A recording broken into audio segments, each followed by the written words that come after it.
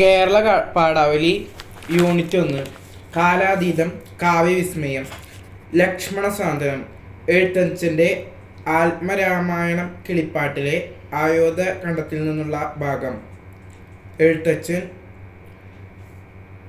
ശ്രീരാമ പട്ടാഭിഷേകം മുടങ്ങിയതറിഞ്ഞ് കുപിതനായി ലോകനാശത്തിന് വരെ തയ്യാറായി നിൽക്കുന്ന ലക്ഷ്മണനെ വാത്സല്യത്തോടെ ഉപദേശിച്ചുകൊണ്ട് അറിവുള്ളവർ ക്രോധം ഉപേക്ഷിക്കണം എന്ന് ശ്രീരാമൻ ഓർമ്മിപ്പിക്കുന്നതാണ് പാഠസന്ദർഭം. പാഠം 2 ഋതുയോഗം. എം.ആർ. രാജവർമ്മയുടെ മലയാളം ശകുന്തളം നാടകത്തിലെ 7-ാം അങ്കത്തിലെ ഭാഗം.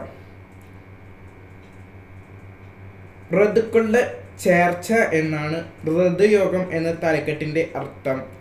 വർഷങ്ങളോളം വേർപിരിഞ്ഞു കഴിഞ്ഞ പത്നിയെയും പുത്രനെയും ദുഷ്യന്തന് തിരികെ ലഭിക്കുന്ന സന്ദർഭമാണ്. പാഠം 3 ഋതുയോഗം പാവങ്ങൾ.